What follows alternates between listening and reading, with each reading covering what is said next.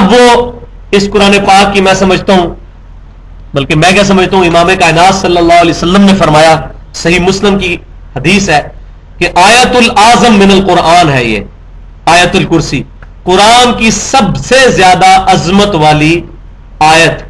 ایک آیت کے اندر اللہ تبارک و تعالیٰ نے توحید کا وہ تعارف کروایا ہے جو سورۃ الاخلاص کی تفسیر ہے۔ سورہ اخلاص کے اندر تو بس وہ 4 آیات کے اندر مختصر بات کی گئی، سورۃ الاخلاص کی تفسیر جو ہے وہ آیت الکرسی ہے۔ تو آیت الکرسی جو ہے 255 نمبر آیت سورۃ البقرہ کی، صحیح مسلم میں نبی صلی اللہ علیہ وسلم نے اس کو آیت العظم من القرآن فرمایا ہے، قرآن پاک کی سب سے عظمت والی آیت۔ تو اس سے یہ بھی پتا چل گیا کہ عظیم کا مطلب ہوتا ہے، اعظم کا مطلب ہوتا ہے عظمت والا، بڑا گروہ نہیں۔ جس طرح وہ ایک حدیث پیش کرتے ہیں سنن ابن ماجہ سے کہ سواد اعظم کو پکڑ لو، سب سے بڑی جو جماعت ہے اس کو پکڑ لو، تو بریلوی پاکستان میں کہتے ہیں ہم سب سے زیادہ ہیں، ہم حق پر ہیں، کیونکہ نبی صلی اللہ علیہ وسلم نے فرمایا کہ سواد اعظم کو پکڑ لو، سب سے زیادہ ہم ہیں۔ جو بندی بنگلہ دیش میں زیادہ ہیں، وہاں وہ کہتے ہیں سواد اعظم کا مطلب ہے جو بندی ہو جاؤ۔ اہل حدیث سعودی عرب میں زیادہ ہیں، وہ کہتے ہیں سواد اعظم کا مطلب یہ ہے کہ اہل حدیث ہو جاؤ، اور یہ مطلب نہیں بھائی ہو سواد اعظم کا۔ سواد اعظم کا مطلب ہے عظمت والا گروہ۔ وہ اس زمانے میں صحابہ کرام علیہم رضوان تھے، اور قیامت تک ایک گروہ جو قرآن سنت اجماع کو حجت مانتا ہے اور ضرورت پڑنے پر اجتہاد کا قائل ہے، وہ اہل سنت میں یا وہ اعظم گروہ ہے، تعداد چاہے اس کی تھوڑی ہو۔ آج بھی دنیا میں 2.25 ارب کرسچن ہیں، تعداد تو ان کی زیادہ ہے۔ تو مسلمانوں کے اندر بھی تعداد پہ نہیں ڈیپینڈ کر رہا، بلکہ اتھینٹسٹی کے اوپر ڈیپینڈ کر رہا ہے۔ ورنہ قرآن پاک کی سب سے لمبی جو آیت ہے وہ سورۃ البقرہ میں آگے چل کر آئے گی۔ تو اگر تعداد کا مطلب بڑا ہونا ہوتا اس کی لینتھ کا، تو پھر آیت الکرسی تو اعظم نہ ہوتی، پھر تو وہ ہوتی۔ اسی طریقے سے صحیح بخاری میں آتا ہے سورۃ العظم قرآن پاک کے اندر سورہ فاتحہ ہے۔ تو اگر تعداد کی بات ہوتی تو سورہ بقرہ سب سے بڑی ہے، اس کو سورۃ العظم ہونا چاہیے تھا، لیکن نبی صلی اللہ علیہ وسلم نے سورہ فاتحہ کو فرمایا۔ اس کا مطلب ہے عظمت والی سورت سب سے زیادہ سورہ فاتحہ ہے، یا اس کے بعد پھر سورہ اخلاص ہے۔ آپ کو شیطان جو ہے وہ نیند دلا رہا ہے، جو دیکھے نا اس کے دائیں بائیں کو سویا ہوا ہے اس کو پکڑے۔ اب آپ ایک دوسرے پہ نظر بھی رکھنی ساتھ ساتھ، کیونکہ شیطان نہیں چاہے گا کہ ہمیں آیت الکرسی سمجھ آ جائے گی کیا ہے، کیونکہ ورنہ تو عید سمجھ آ جائے گی، کائنات بنی تو عید کے لیے ہے، تو عید تو اس نے سمجھنے نہیں دینی ہمیں۔ تو آج شیطان جو ہے وہ پورا زور لگائے گا کہ یہ آیت الکرسی سمجھنا آئے۔ تو یہ آیت العظم قرآن پاک کی سورۃ البقرہ کی آیت نمبر 255 آیت الکرسی ہے۔ صحیح بخاری کے اندر ایک حدیث موجود ہے کتاب الوکالہ چیپٹر میں، امام کائنات صلی اللہ علیہ وسلم نے ارشاد فرمایا، سیدنا ابو ہریرہ رضی اللہ تعالیٰ عنہ کہتے ہیں آپ صلی اللہ علیہ وسلم نے اس بات کی تصدیق فرمائی کہ جو شخص رات کو آیت الکرسی پڑھ کر سوتا ہے، اللہ تعالیٰ اس کی حفاظت کے لیے ایک فرشتہ اس پر مقرر کر دیتا ہے، اور صبح ہونے تک اللہ تعالیٰ اس کو شیطان سے محفوظ رکھتا ہے، شیطان اس کے قریب نہیں آتا۔ یہ آیت الکرسی کی فضیلت ہے۔ تو ہمیں رات کو سوتے وقت اور صبح بھی، صبح و شام کے اذکار میں یہ آیت الکرسی شامل ہے۔ اور تیسری فضیلت سنن نسائی الکبریٰ کے اندر موجود ہے صحیح سند کے ساتھ کہ امام کائنات صلی اللہ علیہ وسلم نے ارشاد فرمایا، جو کوئی شخص فرض نماز کے فوراً بعد آیت الکرسی پڑھ لے گا، اس کے اور جنت کے درمیان صرف موت ہے، یعنی وہ بندہ مرتے ہی جنت میں داخل ہوگا جو اپنی عادت بنائے گا فرض نماز کے بعد آیت الکرسی پڑھنے کی۔ ایک ضعیف روایت ہے، لیکن ضعیف روایت اس کے سپورٹ میں لے کے آ رہا ہوں سنن بہیقی کے اندر، اس میں سیدنا علی رضی اللہ تعالیٰ سے یہ روایت ہے کہ کسی سے گفتگو کرنے سے پہلے آیت الکرسی پڑھنی ہے۔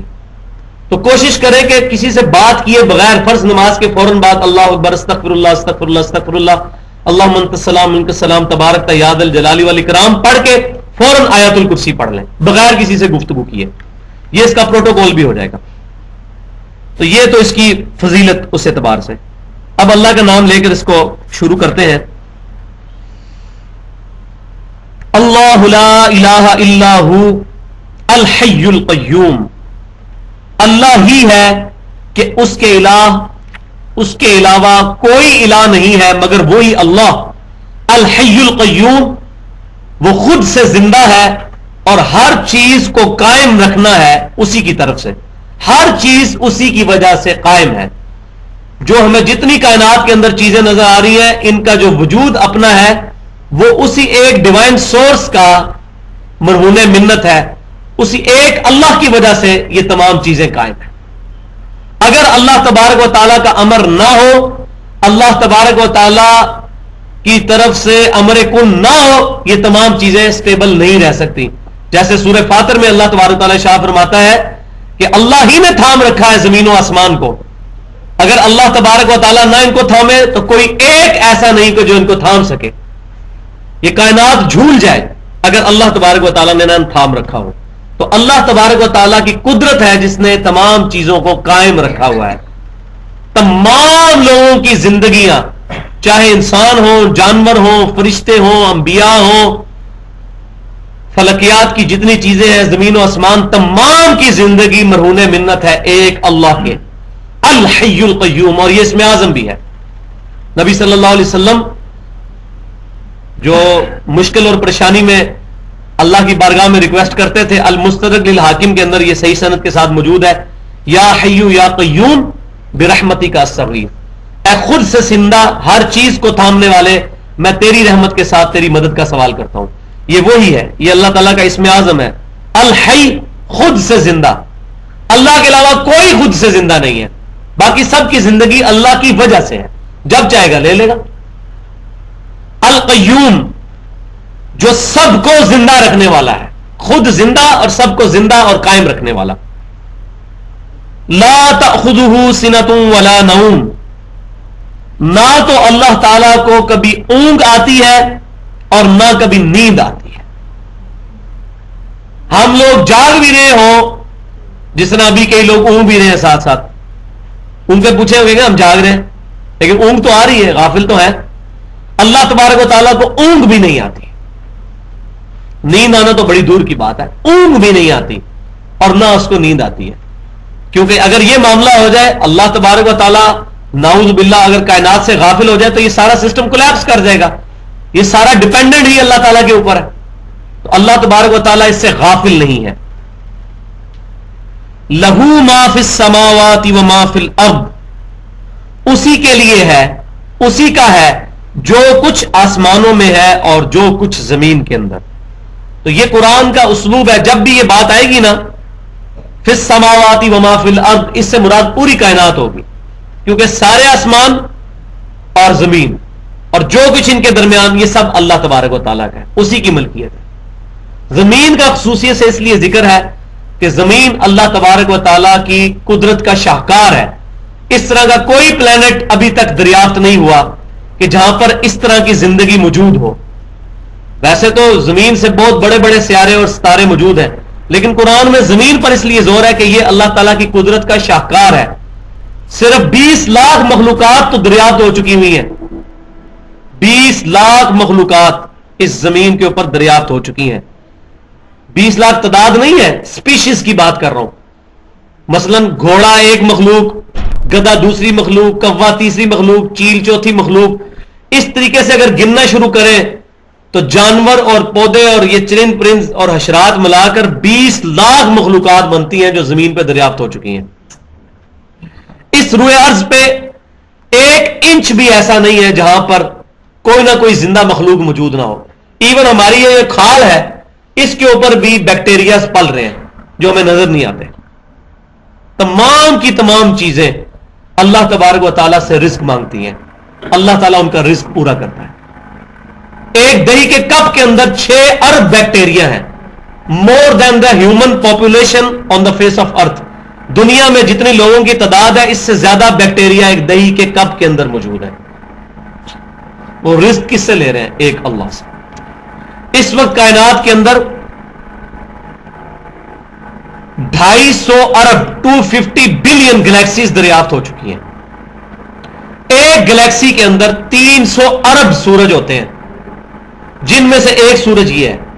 یہ ہمارا جو سورج نظر آتا ہے زمین سے 13 لاکھ گنا بڑا ہے.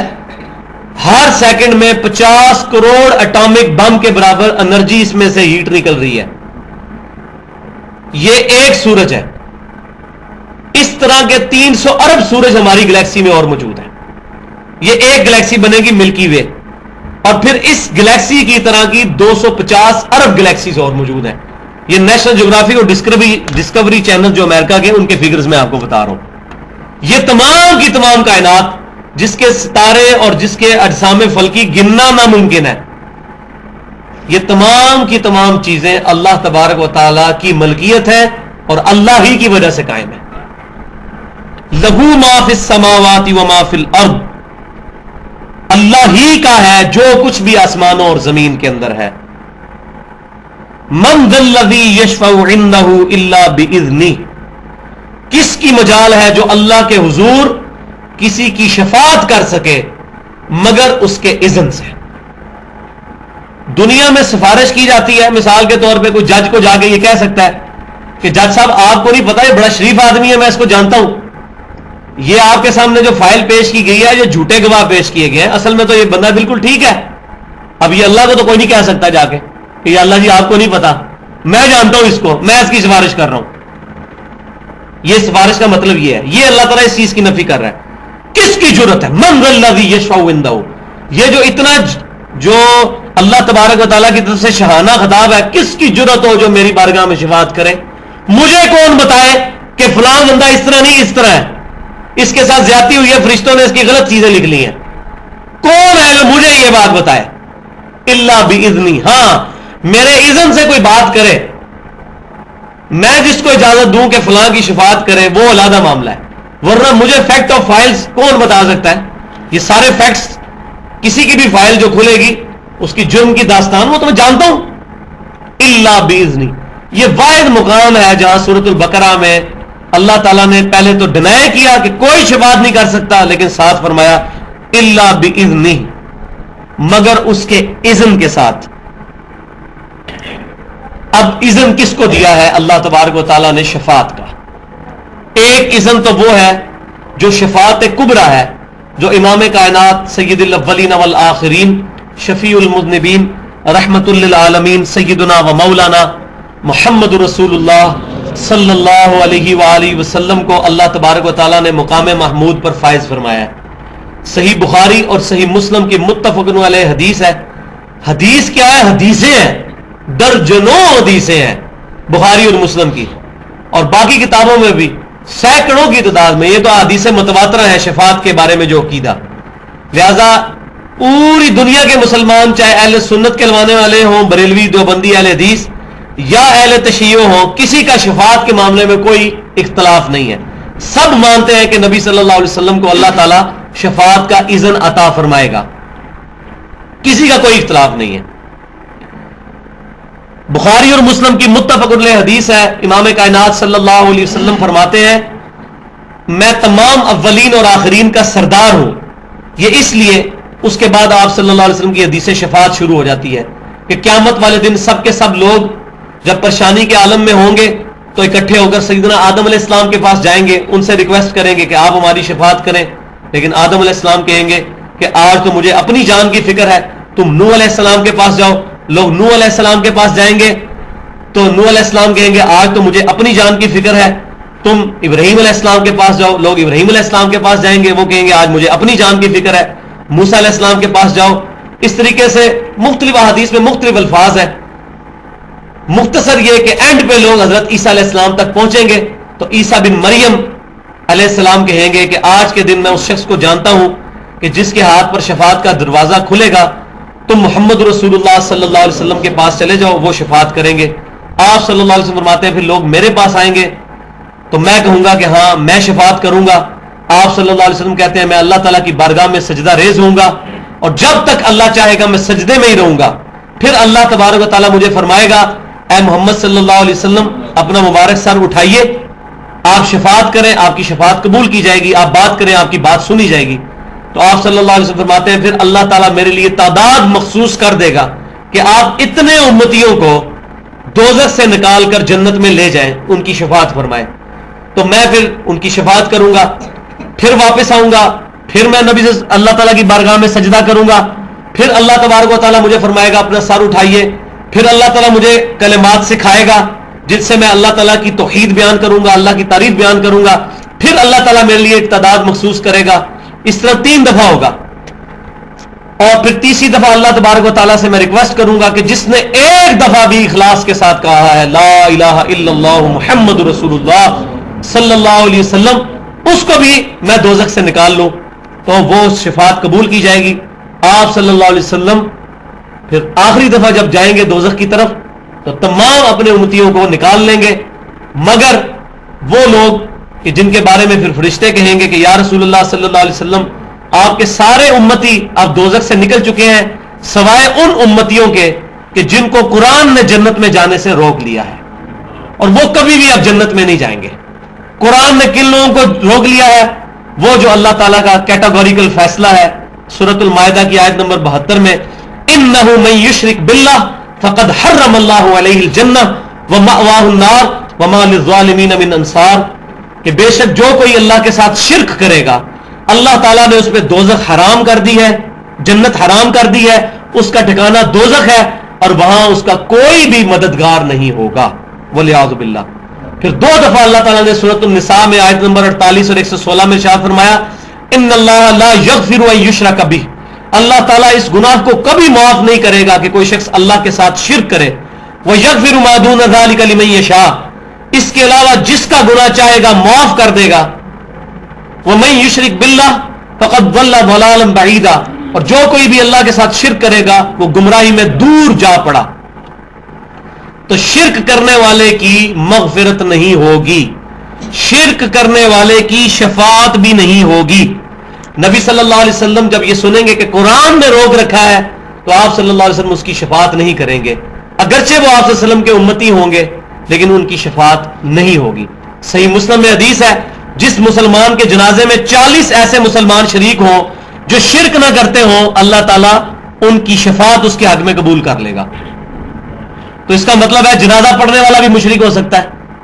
تو یہ جو ایک جھوٹی بات پبلک میں چل رہی ہے کہ جی شرک ختم ہو چکا ہے اب کوئی بھی شرک نہیں کرے گا قیامت تک، شرک صرف ایک گروہ سے ختم ہوا ہے، وہ صحابہ کرام علیہ رضوان تھے اور ان کے مجلس پر قیامت تک ایک گروہ، باقی 73 میں سے تو 72 فرقوں نے دوزخ میں جانا ہے، تو شرک میں تو مبتلا ہوں گے.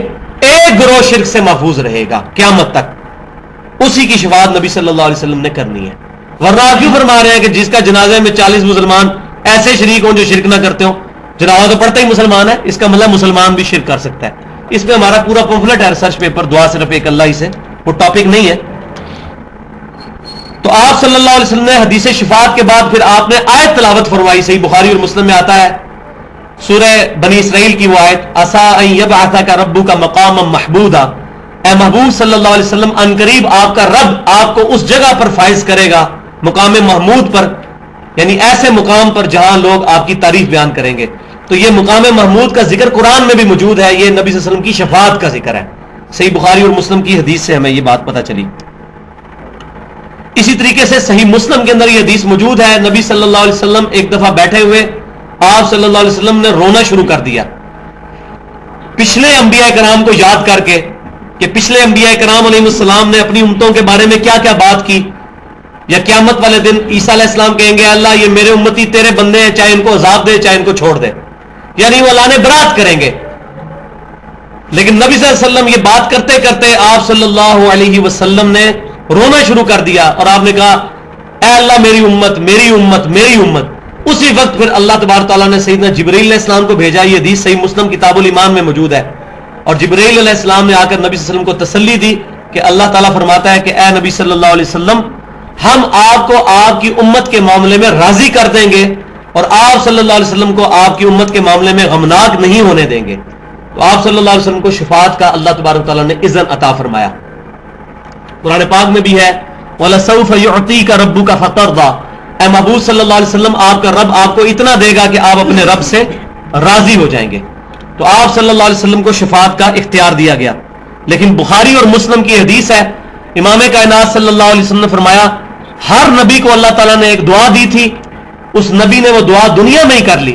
میں نے ایک وہ مقبول دعا اپنی امت کے لیے سنبھال کر رکھی ہے، میں اس دعا کے ذریعے اپنی امت کی شفاعت کروں گا قیامت والے دن، اور میری شفاعت سے میرے ہر امتی کو فائدہ پہنچے گا سوائے اس شخص کے کہ جس نے اللہ کے ساتھ کسی قسم کا شرک کیا ہوگا.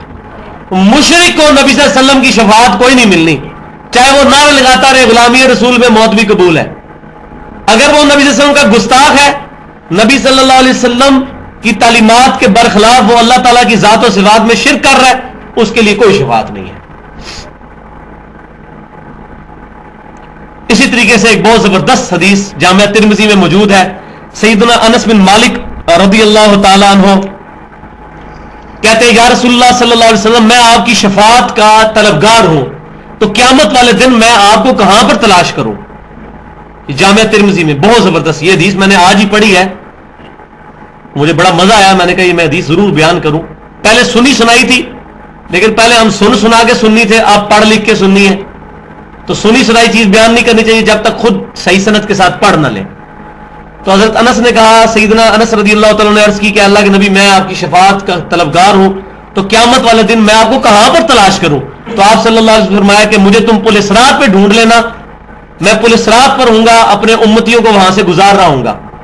تو انہوں نے کہا یا رسول اللہ صلی اللہ علیہ وسلم اگر میں پل صراط پہ آپ کو نہ مل سکوں تو میں پھر آپ کو کہاں پر تلاش کروں؟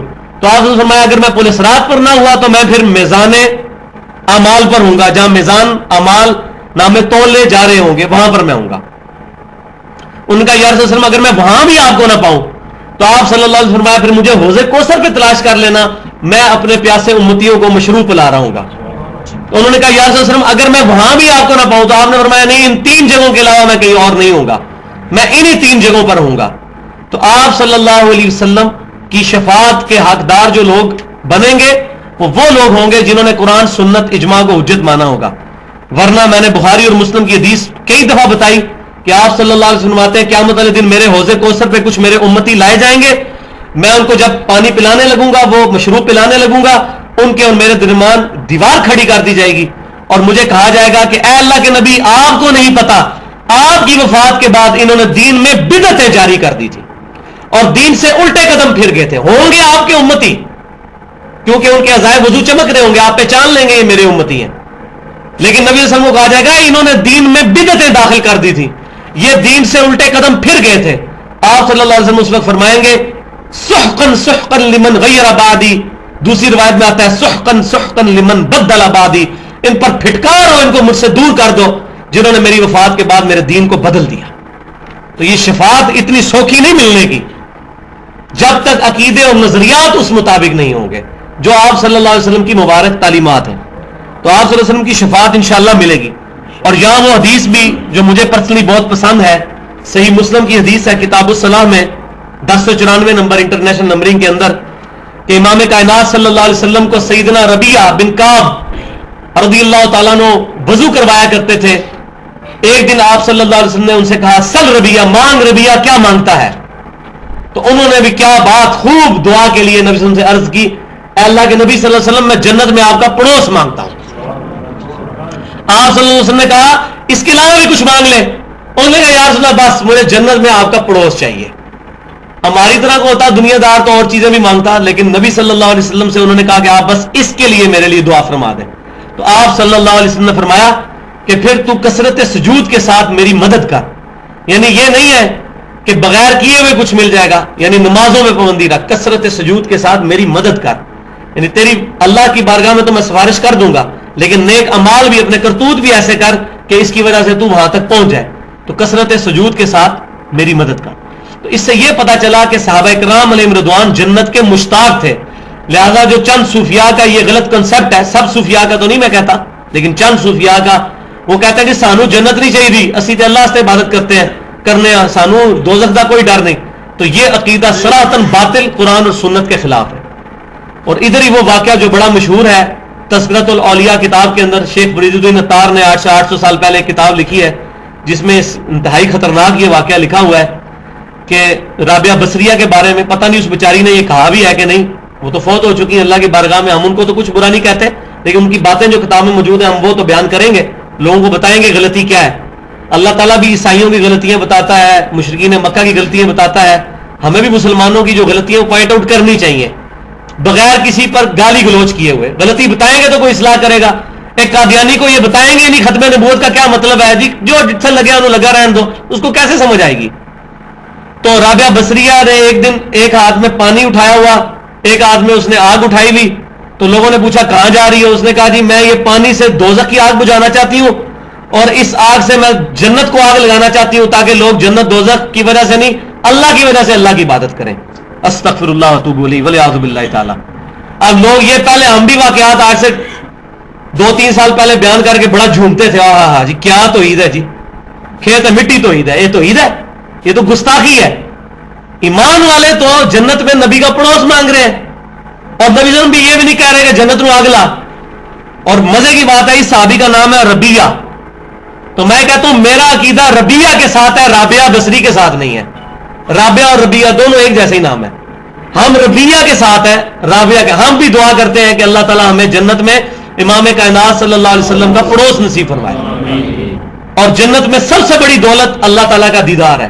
وہ جنت میں جائے بغیر ہونا کوئی نہیں ہے. تو جو یہ کہہ رہے ہیں میں اللہ کے لیے عبادت کرتا ہوں تو اللہ جنت میں ہی دیدار کروائے گا, دوزخ میں اللہ کا دیدار کوئی نہیں ہونا. تو جنت میں جانا ضروری ہے اللہ کے دیدار کے لیے. لہذا جنت دوزخ کے بارے میں اس طرح کی گفتگو کرنا اور منہ سے اول فول بکنا یہ سخت جرم ہے. بکنا تو بڑا چھوٹا لفظ ہے, میں کہتا ہوں یہ کفر بولنا, یہ کفریات ہے. جنت کی توہین کرنا, جنت کی توہین اللہ کی توہین ہے نعوذ باللہ, کیونکہ اللہ کی رحمت کا جو مقام ہے وہ جنت ہے. میں نے شفاعت کے اوپر کافی ڈیٹیل کے ساتھ گفتگو کی الحمدللہ. یعلم ما بین ایدیہم وما خلفہم, اللہ تعالیٰ جانتا ہے جو ان سے پہلے ہو چکا اور جو ان کے بعد ہونے والا ہے. یعنی جس کی شفاعت آپ کر رہے ہو یا جو شفاعت کرنے والا ہے اس کے اپنے معاملات بھی اللہ تعالیٰ جانتا ہے, جو پہلے کر رہا ہے جو بعد میں ہونے والا ہے. اللہ کو کون بتائے کہ یا اللہ اس کی شفاعت قبول کر لے میری طرف سے, اس بیچارے نے یہ نہیں کیا. اللہ تو جانتا ہے جو کچھ آگے کیا جو کچھ پیچھے چھوڑ گیا ہے. ولا يحيطون بشيء من علمه الا بما شاء, اللہ تعالیٰ کے علم میں سے کوئی بھی کسی چیز کا احاطہ نہیں کر سکتا.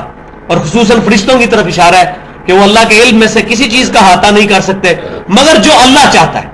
جو اللہ تعالیٰ چاہے گا وہ احاطہ کروا دے گا. جیسا کہ اللہ تبارک و تعالیٰ نے حضرت آدم علیہ السلام کو چیزوں کے نام سکھا دیے, فرشتوں کو نہیں سکھائے. آدم علیہ السلام نے بتا دیے, فرشتے نہیں بتا سکے. اس طرح فرشتوں کو کئی چیزیں سکھا دی, انبیاء کرام کو کئی سکھا دی. حضرت خضر علیہ السلام کو اللہ تعالیٰ نے وہ 3 چیزیں سکھا دی جو سورۃ الکہف میں آتی ہے. حضرت موسیٰ علیہ السلام کو نہیں پتا تھی, حضرت موسیٰ علیہ السلام نے حضرت خضر علیہ السلام سے سیکھی. ایک نبی کو بتا دی, دوسرے کو نہیں بتائی تھی. تو اللہ تبارک و تعالیٰ جس کو چاہتا ہے اپنے علم میں سے جتنا چاہتا ہے وہ عطا فرما دیتا ہے. یہاں بھی اللہ تعالیٰ نے علم کا لفظ استعمال کیا, لہٰذا یہ علم غیب بولنا کہ کسی نبی کے پاس علم غیب ہوتا ہے اس میں کوئی حرج نہیں ہے اگر عقیدہ یہ ہو کہ اللہ تبارک و تعالیٰ جو عطا فرماتا ہے. عالم الغیب صرف اللہ ہے, عالم الغیب والشہادہ وہ اللہ ہے. علم غیب کا لفظ بولا جا سکتا ہے, میں نے حدیث بھی بتائی تھی. الا بما شاء, جتنا اللہ تعالیٰ چاہتا ہے اتنا علم کے اوپر ان کو جو ہے مطلع کر دیتا ہے. وسع کرسیہ السماوات والارض, اور اللہ تبارک و تعالیٰ کی کرسی نے زمینوں کو اور زمین کو اور آسمانوں کو گھیر رکھا ہے. ولا یعودہ حفظہما, اور اللہ تعالیٰ کو زمین و آسمان کی حفاظت کوئی مشکل نہیں ہے اتنی بڑی کائنات کی. ولا یعودہ حفظہما, اس کی حفاظت اللہ پر کوئی مشکل نہیں. ہم تو گھر میں ماشاءاللہ میرے 3 بچے ہیں, مجھے پتا ہے ایک بچے کو سنبھالنا مشکل کام ہے. تو زمین و آسمان کی ساری مخلوقات کو سنبھالنا, ان کی حفاظت کرنا, اللہ تبارک و تعالیٰ کہتا ہے مجھے کوئی بار نہیں اس کے اوپر, کوئی مشکل نہیں ہے. وَهُوَ الْعَلِيُّ الْعَظِيمُ, اور وہی ہے سب سے بلند. العلی بلند ہے, العظیم عظمت والا ہے. یہاں پر یہ اسماء و صفات کا تھوڑا سا مسئلہ میں ایڈریس کر دوں. یہاں پہ یہ لفظ آیا وسع کرسیہ السماوات والارض, اللہ تعالیٰ کی کرسی نے آسمانوں کو اور زمین کو گھیر رکھا ہے.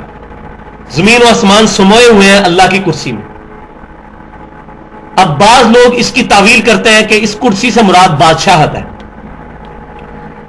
حالانکہ اہل سنت کا یہ عقیدہ ہے کہ وہ اللہ تعالیٰ کی جو صفات قرآن میں آئی ہیں ان کی تعویل کیے بغیر ان پر بغیر کیفیت کے ایمان رکھتے ہیں. جبکہ اہل بدعت جو ہے جہمیہ, ان کا یہ عقیدہ ہے کہ وہ اللہ تبارک و تعالیٰ کی صفات کی تعویل کرتے ہیں. مثال کے طور پر صحیح بخاری اور مسلم میں حدیث آتی ہے کہ اللہ تبارک و تعالیٰ نے حضرت آدم علیہ السلام کو اپنے ہاتھوں سے پیدا کیا, یہ کیٹاگوریکل مینشن ہے, اور اشارتاً قرآن میں بھی ہے کہ اللہ تعالیٰ نے شیطان سے کہا کہ تو اس کو سجدہ کیوں نہیں کرتا جس کو میں اپنے ہاتھوں سے میں نے بنایا. تو اب جو جہمی ہیں ان کا یہ عقیدہ ہے کہ اللہ تعالیٰ کے ہاتھ نہیں ہے, ہاتھ سے مراد قدرت ہے, جبکہ اہل سنت یہ کہتے ہیں کہ اللہ تعالیٰ کے ہاتھ ہیں لیکن اس طرح کے نہیں ہیں, اس کی شان کے لائق جیسے ہیں. ہاتھ ہم مانتے ہیں لیکن ان کی مثال نہیں دیتے. لیس کمثلہ شیء وہو السمیع البصیر, اللہ کی مثل کوئی شے نہیں ہے اور وہی سننے والا اور دیکھنے والا ہے. تو اہل سنت اور اہل بدعت کا یہ فرق ہے. اہل بدعت کا, جہمیہ کا, کہ وہ اللہ تعالیٰ کی صفات کی تعویل کرتے ہیں. اس میں دو حدیثیں بیان کر کے تو اس کو کنکلوڈ کرتا ہوں. ایک تو جامعہ ترمذی میں ابواب الزکات, کتاب الزکات چیپٹر میں ایک حدیث موجود ہے, اور یہ حدیث بخاری اور مسلم میں بھی ہے, لیکن ترمذی میں امام ترمذی نے اس پہ کامنٹس بھی کیے ہیں جو میں نے آپ کو سنانے ہیں. بخاری اور مسلم کی متفق علیہ حدیث ہے جو امام ترمذی بھی لے کر آئے ہیں کہ جب کوئی شخص اللہ کی راہ میں صدقہ کرتا ہے, اگرچہ ایک لقمہ ہی صدقہ کرے, اللہ تعالیٰ اپنا دایاں ہاتھ آگے بڑھا کر اس لقمے کو پکڑ لیتا ہے اور اس کی پرورش کرتا ہے جس طرح تم میں سے کوئی گھوڑے کی پرورش کرتا ہے, یہاں تک کہ وہ لقمہ اور پہاڑ کے برابر ہو جاتا ہے. یعنی اللہ تعالیٰ اس کے اخلاص کی وجہ سے وہ اور کے برابر, پہاڑ کے برابر اس کا وزن کر دیتا ہے, اس کو وہ اجر عطا فرماتا ہے. اس کے اوپر امام ترمذی پھر بحث کرتے ہوئے لکھتے ہیں کہ یہاں پر جو آیا کہ اللہ تعالیٰ دائیں ہاتھ سے پکڑتا ہے, تو قرآن اور حدیث میں جہاں بھی اللہ تعالیٰ کے ہاتھ, اللہ تعالیٰ کی پنڈلی, اللہ تعالیٰ کا چہرہ, اللہ تعالیٰ کی انگلیاں, اللہ تعالیٰ کی آنکھیں, یہ تمام چیزیں بخاری مسلم اور قرآن پاک میں موجود ہیں. ہم ان تمام چیزوں کو مانتے ہیں بغیر ان کی کوئی تمثیل یا مثال بیان کیے ہوئے.